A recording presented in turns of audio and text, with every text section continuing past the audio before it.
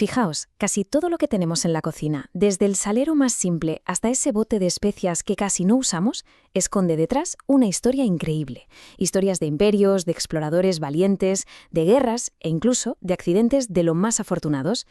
A ver, pensémoslo un momento. ¿Qué pueden tener en común los legionarios romanos, un chef con muy malas pulgas del siglo XIX y los sofisticados rituales funerarios del antiguo Egipto? Parece un chiste, ¿verdad?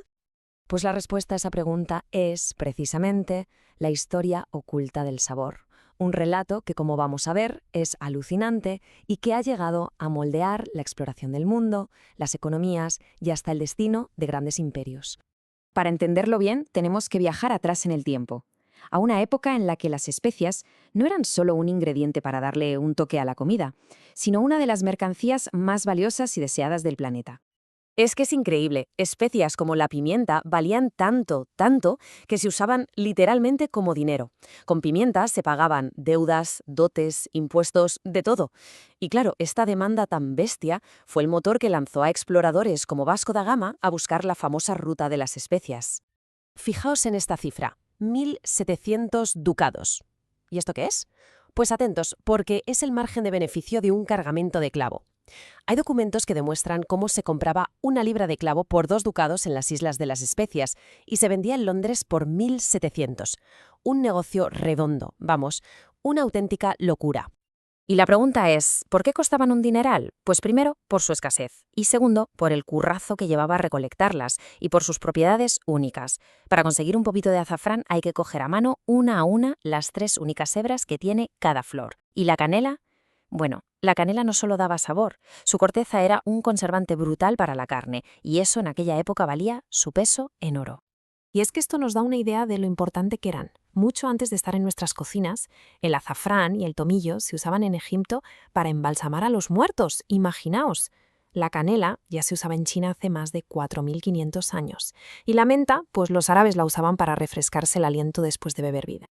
Vale, dejamos por un momento las especias exóticas y nos vamos a lo más básico que tenemos en cualquier cocina. Vamos a ver cómo 2 de sus pilares, la sal y el vinagre, llegaron a nosotros casi por pura casualidad.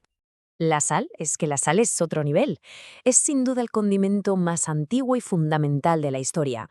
Su capacidad para conservar alimentos lo cambió todo, tanto que los pueblos se construían cerca de los depósitos de sal. Se crearon rutas comerciales enteras, como la que dio origen a Roma, y se lucharon guerras solo por controlarla. Pero esperad, que lo más alucinante es esto. La palabra que usamos hoy para cobrar a fin de mes, salario, viene del latín salarium. ¿Y qué era el salarium? Pues era, literalmente, la ración de sal que se daba a los soldados romanos como parte de su paga.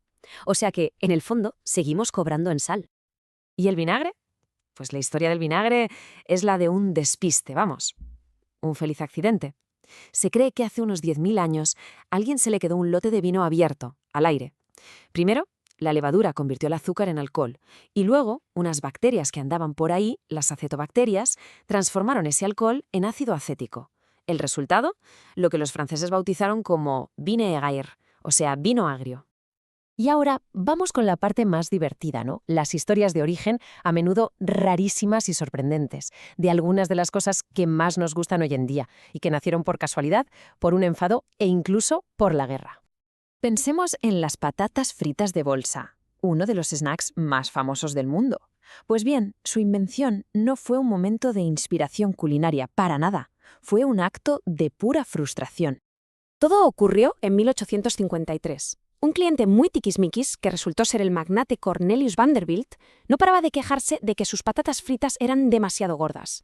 El chef George Crumb, ya hasta las narices, cogió las patatas, las cortó finas como el papel, las frió hasta que no se podían más y las enterró en sal, por puro despecho.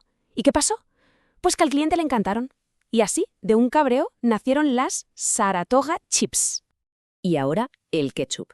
A ver, ¿alguien se imagina un ketchup sin tomate? Pues agarraos, porque al principio era así. Nació en China con el nombre de ketchup y era una salsa de pescado y carne. Y no llevaba ni una gota de tomate. El cambio radical llegó mucho después, en 1876. Un empresario de Estados Unidos, un tal Henry J. Heinz, tuvo la genial idea de echarle tomate a la receta. Y así, de la nada, reinventó por completo esa salsa asiática y creó el ketchup que conocemos hoy. Y es curioso porque no tienen nada que ver con nuestro tomate frito, ¿eh? Son productos muy distintos. En el ketchup el azúcar es un ingrediente principal, puede llegar al 24%. En el tomate frito apenas se usa para corregir la acidez. Además, el nuestro lleva aceite y el ketchup no, aunque el ketchup suele tener bastante más sal. Y para rematar esta ronda de orígenes, vamos con la mayonesa. Una de las teorías más fuertes dice que nació de la guerra. Se cree que la inventó en 1756 el chef de un duque francés para celebrar que le habían ganado una batalla a los británicos en el puerto de Mahón, en Menorca. De ahí el nombre, mahonesa, una salsa que fue literalmente un botín de guerra. Bueno, toda esta historia es fascinante, desde luego. Pero, ¿y qué pasa con la salud? Vamos a ponernos un poco prácticos y a ver qué impacto tienen de verdad estos condimentos y aperitivos. Seguro que hemos oído 1000 veces que las especias son superalimentos, ¿a que sí? Y es verdad que si miramos sus valores por cada 100 gramos son una pasada. Pero seamos sinceros, ¿quién usa 100 gramos de orégano? La pizca que echamos, que no llega ni un cuarto de gramo, hace que su aporte de nutrientes a la dieta sea, en la práctica, casi nulo. No, el problema real no está en las especias. La verdadera preocupación, nutricionalmente hablando, está en los niveles de sodio, grasa y azúcar que tienen muchos de estos productos procesados. Mirad el sodio, por ejemplo. Con solo 100 gramos de aceitunas ya te pasas del límite diario recomendado. Y ojo con los pepinillos o las patatas fritas, que tampoco se quedan cortos. Y es que los números no engañan. Fijaos en la mayonesa de bote, casi un 80% de grasa y más de 700 kilocalorías. Una bomba. Las patatas fritas y las aceitunas también suman calorías, grasa y, sobre todo, una cantidad de sodio tremenda. Está claro que el sabor, a veces, tiene un precio. Entonces, para resumir todo esto, ¿con qué nos quedamos? Pues primero, con que cada sabor de nuestra despensa tiene una historia alucinante detrás. Segundo, que las especias llegaron a valer más que el oro. Tercero, que muchas de las cosas que usamos a diario nacieron por un simple accidente. Y muy importante, que hay que tener ojo con el sodio, el azúcar y la grasa de los condimentos procesados. Al final, la historia de la comida es ni más ni menos que la historia de la humanidad. Así que nada, la próxima vez que abráis la despensa para coger el salero o un frasco de pimienta, paraos un segundo a pensarlo, porque en ese gesto tan simple se esconden miles de años de viajes, de guerras y de secretos.